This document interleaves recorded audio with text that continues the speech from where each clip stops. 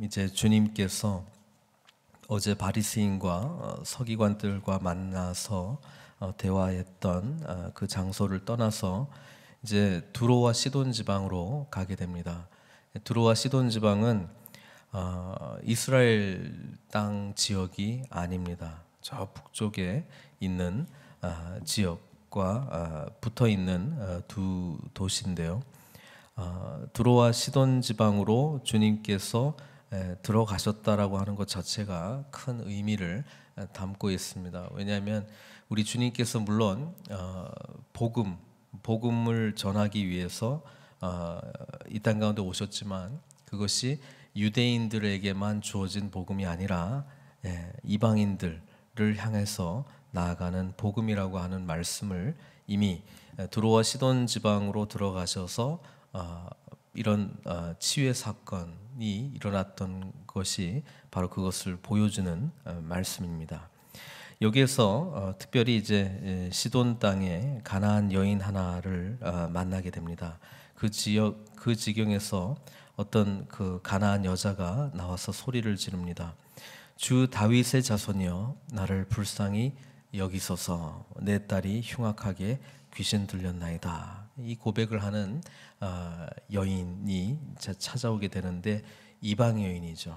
그리고 이 이방 여인에게서 예수님을 지칭하는 표현 주님이시다. 그리고 다윗의 자손이시다. 그러니까 이 고백이 굉장히 귀한 고백이라고 하는 것이죠.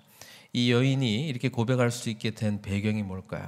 이미 예수님에 대한 소문을 듣고 이렇게 고백을 한 것입니다. 아마 주님을 처음 만났을 겁니다. 그렇지만 소문으로만 예수님에 대해서 들었던 그 모든 것을 이미 마음으로 믿게 되었다라고 하는 것입니다. 믿음은 들음에서 나며, 그렇죠? 이 들었다라고 하는 것은 우리 주님께서 어떠한 사역들을 하셨는가를 1차적으로 들었습니다. 그리고 그 딸이 지금 아주 흉악하게 귀신 들려서 지금 제대로 삶을 살고 있지 못한데 이 주님께서 우리 지방으로 오셨다라고 하는 이야기를 듣고 얼마나 이 가나안 여인의 마음 가운데 기쁨과 소망이 생겼겠습니까? 그래서 딸을 위해서 이 어머니가 이 딸을 위해서 이 예수님을 찾아갑니다. 그리고 고백했던 게 주 다윗의 자손이여 나를 불쌍히 여기소서. 여기서 나는 이방 여인이었던 자기 자신, 또 지금 흉악하게 귀신 들린 이 모든 상황, 이 모든 것을 나를 불쌍히 여겨달라고 하는 간청을 하게 됩니다.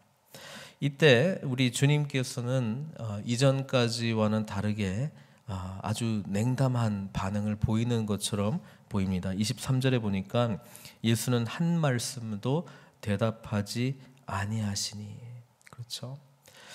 우리에게 있는 가장 큰 특권이 뭡니까? 그건 바로 주님과 대화할 수 있는 특권입니다. 그러나 이 가나안 여인은 지금 유대인들이 보기에는 하나님 나라와 관계없는 그런 여인으로 취급을 받고 있었다라고 하시는 것이죠.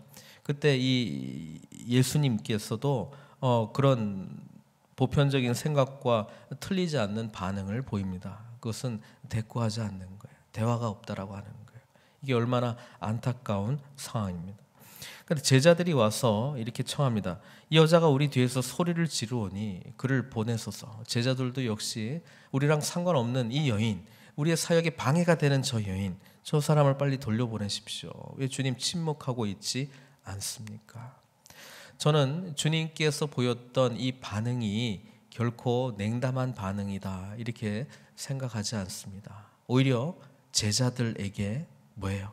주님, 지금 아파하는 이 여인이 있습니다. 주님, 고통하는 이 여인이 있습니다. 우리가 무엇을 도와줄 수 있습니까? 그게 주님의 참된 제자에게서 나와야 될 고백 아닙니까? 그런데 주님께서 정말 이 제자들과 함께 많은 것들을 나누고 가르쳤는데도 이 제자들은 여전히 깨달음이 없는 거예요. 그러니까 결국 고백하는 게 뭐예요? 이 귀찮게 하는 사람이 나타났는데 주님 제발 좀 쫓아 보내시옵소서. 주님의 이 침묵은 무엇입니까? 제자들의 마음 가운데 하나님의 사랑을 알았다면, 하나님의 나라를 알았다면 정말 이 여인을 도와줘야 되지 않습니까? 무슨 일이라도 좀 하십시오 주님, 이렇게 고백해야 되지 않았겠습니까? 그러나 주님께서는 침묵하심에도 불구하고 제자들의 반응은 여느 유대인이 가졌던 똑같은 반응을 보였습니다. 이 우리라 상관없는 이 여인을 쫓아내십시오. 그래서 주님께서는 모든 유대인들이 생각했던 대답을 합니다.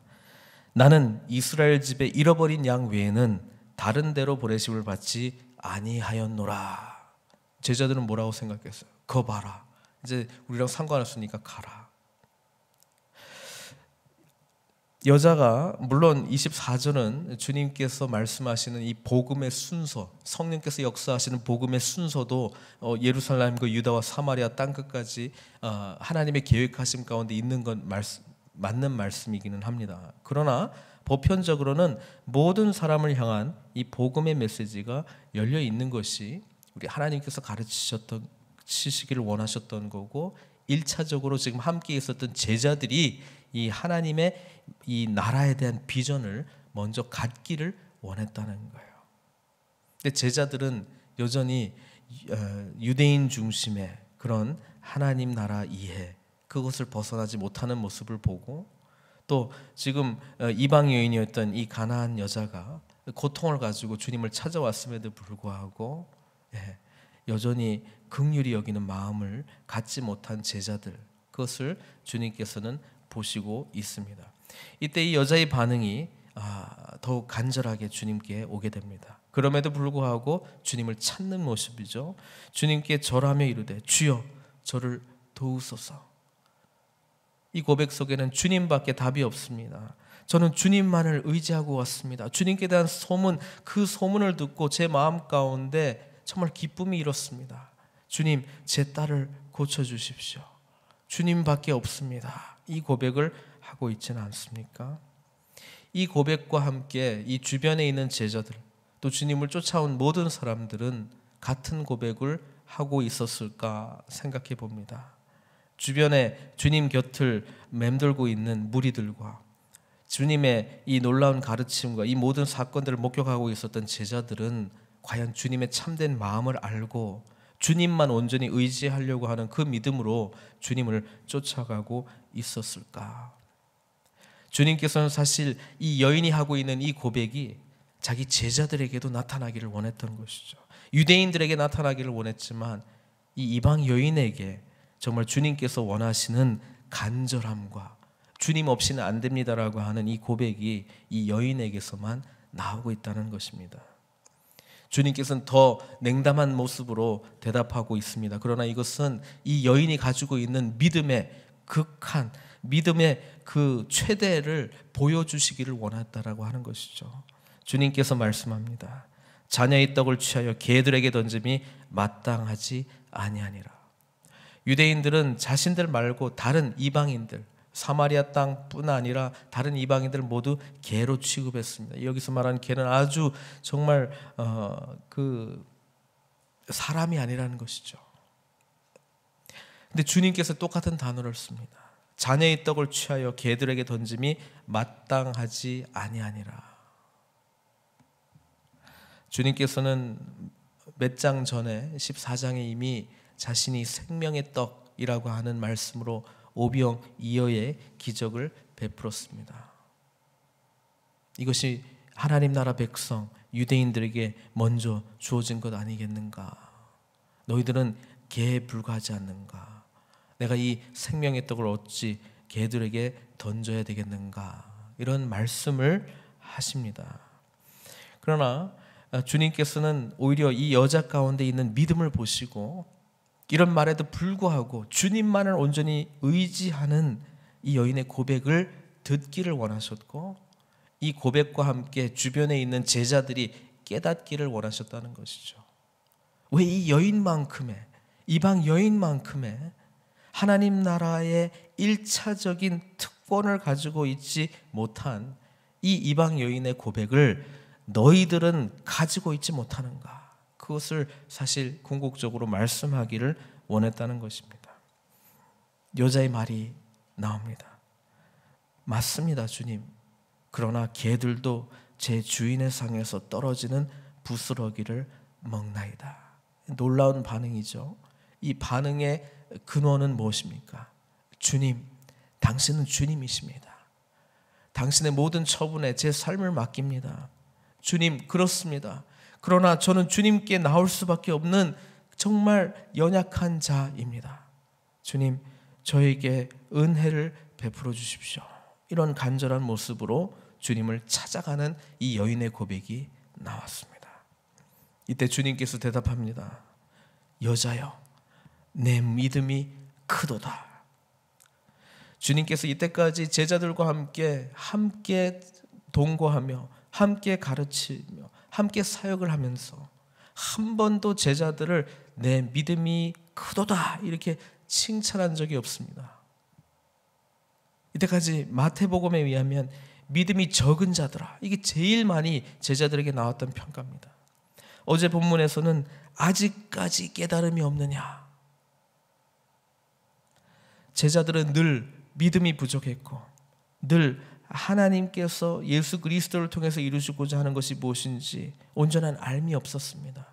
그러나 이 이방 여인은 주님이 누구신지, 주님을 어떻게 대우해야 되는 것인지, 주님과의 관계가 무엇인지, 간절함이란 무엇인지, 주님만 의지하는 것이 무엇인지 바로 이 현장에서 제자들에게 보여주고 있는 것입니다. 여자여, 내 믿음이 참으로 크구나. 내 소원대로 되리라. 그리고 그 딸이 노임을 받게 됐다라고 하는 기록입니다. 오늘 이 이야기 속에서 제자들의 반응, 제자들의 머릿속에 들고 있는 생각들, 또 오늘 우리들의 반응을 주님께서는 요구하고 있는 것입니다.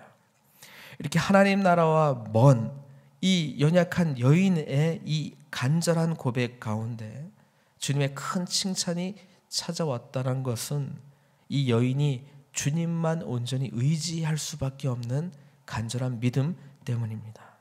오늘 우리들에게도 이 동일한 은혜와 믿음이 있습니까? 주님을 정말 간절함으로 주님밖에 없습니다. 의지하는 믿음이 우리들에게도 있습니까? 주님은 이 고백을 받으시기를 원하시고 이 고백을 드릴 때에 우리보다 더 우리 자신을 잘 아시는 주님께서 우리의 간절한 기도 가운데 하나님의 선하신 응답을 허락해 주실 줄로 믿습니다.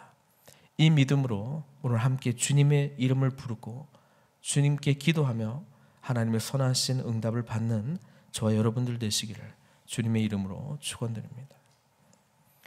기도하시겠습니다. 사랑의 하나님, 감사드립니다.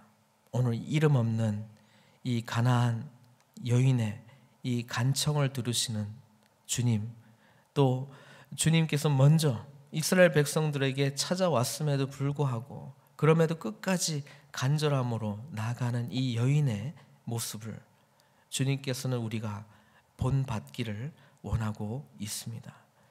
오늘 저희들에게 주어진 얼마나 엄청난 특권들이 있습니까? 주님을 믿기 때문에, 십자가의 은혜를 경험했기 때문에 하나님 나라 백성 된 것이 얼마나 큰 특권이자 은혜입니까? 그럼에도 불구하고 혹 제자들이 보여주었던 연약한 믿음과 같이 주님만 온전히 의지하지 못한 모습과 같이 저희들 아버지 하나님 삶의 현장 가운데 있지는 않습니까? 오늘 주님 앞에 이 여인이 고백했던 간절함으로 주님 없이는 안 됩니다. 주님만 온전히 의지합니다. 주님, 저를 불쌍히 여겨 주십시오. 주님, 저를 도와주십시오. 그 간절함으로 주님께 나아가기를 소원하오니 주님, 이 시간 함께해 주시고 응답하시고 말씀하시고 위로하시고 길을 보여주시고 모든 것 책임져 주시는 주님의 놀라운 은혜를 경험하는 저희들 될 수 있도록 인도하여 주시옵소서. 오늘 하루도 주님께 의탁드립니다. 주님 홀로 영광 받아 주시옵고 예수님의 귀하신 이름으로 기도드리옵나이다. 이제는